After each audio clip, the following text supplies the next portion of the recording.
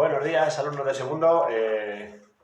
Espero que lo llevéis bien, espero que todo vaya bien, que esté todo bien en casa y vamos a empezar hoy a trabajar, ¿vale? Bien, mirad, nos vamos a saltar esta parte de la fábula, ¿vale? Esta parte nos la vamos a saltar y vamos a ir directamente al cuento. Bien, aquí hoy es bastante fácil. Me he dado cuenta que estoy siendo un poco pesado con los vídeos y a lo mejor me paso de tiempo. Hoy os voy a mandar el ejercicio 32 y 33, ¿vale? Que son bastante sencillos. Bueno, hay que leer los textos y contestar a las preguntas, es simplemente esto. Y aquí tenéis la explicación del cuento. Y tenéis una clasificación de los cuentos que lo divide en maravillosos, bueno, fantásticos, maravillosos y de ciencia ficción. Bien, esta clasificación no es que esté mal, ¿vale? No está mal, pero digamos que es bastante arbitraria. Yo voy a intentar explicaros otra clasificación para mí más interesante, que es el cuento de tradición oral, ¿vale? El cuento de la literatura tradicional, que tiene una serie de elementos que se repiten, aparece siempre un héroe, que normalmente tiene que salir de su casa para cumplir una misión, aparece un personaje mágico, normalmente le entrega un objeto mágico, que le permite cumplir su misión. Es decir, suceden una serie de elementos que se repiten más o menos de todos esos cuentos. Si veis Caperucita Roja, o Hansel y Gretel, ¿vale? Es decir, es un cuento que repite una serie de elementos, ¿vale? Y que se transmitían oralmente de generación en generación y que luego se pusieron por escrito, los recogen diferentes escritores, y les dan una forma fija, pero vamos, estos cuentos tienen diferentes versiones, ¿de acuerdo? Y ese lo vamos a contraponer, bueno, a lo que sería el cuento literario, ¿vale? El cuento hecho por un autor concreto con una intención concreta. Y ahí sí que hay diferentes subgéneros, ¿vale? Ahí sí que podríamos hablar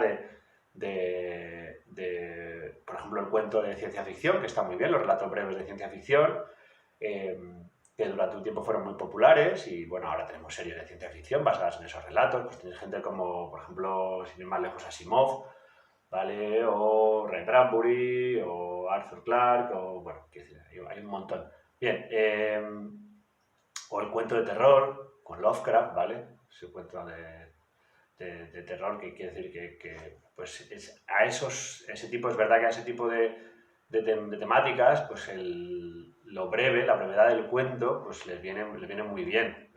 O sea que pues, tendríais ciencia ficción, tendríais terror. Aquí habla del cuento fantástico, ¿vale? Esto sería también no propio, porque aquí dice la Cenicienta, pero pues, la Cenicienta no hay un elemento, o sea, el hada madrina no es un elemento realmente perturbador.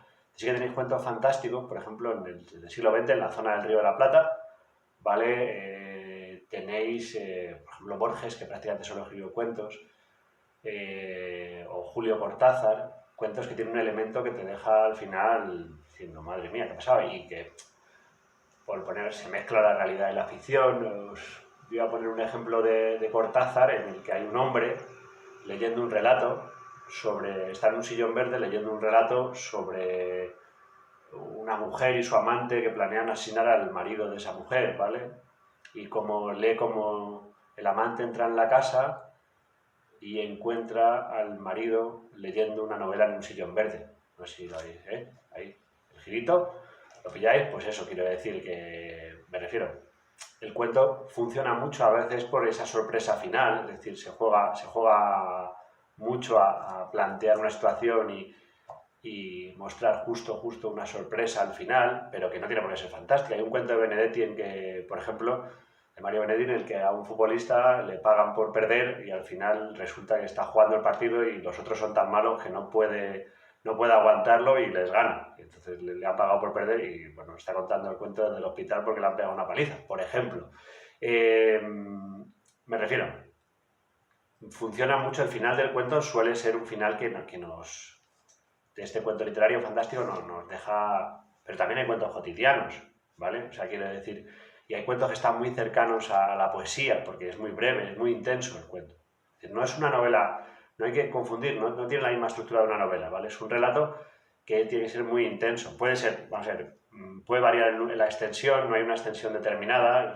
Lo de la brevedad es, pues, más o menos unas 30-35 páginas, contaríamos que es un cuento, pero también hay cuentos muy breves, que apenas son apenas son una página, ¿vale?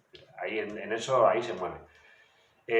Bien, entonces sí que quiero que distingáis claramente lo que es un cuento literario, ¿vale? De un cuento de tradición oral. Y ahí van las dos actividades que tenéis. Tenéis un cuento tradicional aquí, ¿vale? Un cuento tradicional ruso, que contestéis a las preguntas, ¿vale? Veis cómo aparecen los personajes maravillosos y todo eso, la prueba y bueno, elementos típicos del cuento tradicional. Y aquí tenéis un cuento de ciencia ficción de Ray Bradbury, de un libro que se llama Crónicas Marcianas, que es una colección de diferentes relatos de ciencia ficción. Igual lo leéis tranquilamente y contestéis las preguntas. Y eso es el trabajo de hoy. Espero no haberme alargado mucho y que esto sea más llevadero. Sí que os pediría, por favor, que siguieseis entregándome los deberes, ¿vale? Porque esto va para largo. Esto, de momento, hasta después de Semana Santa no volvemos y probablemente esto se alargue más. Entonces necesito elementos para evaluaros. Y mi elemento para evaluaros va a ser el cuaderno, pero también va a ser que me lo hayáis entregado antes, ¿vale? Entonces, irme entregando las cositas cuando podáis. No os agobio, no os pongo fechas marcadas, porque entiendo que las circunstancias de cada uno serán distintas, pero cuando podáis irme entregando las cosas, ¿vale? Un saludo y espero que vaya todo bien. Hasta mañana.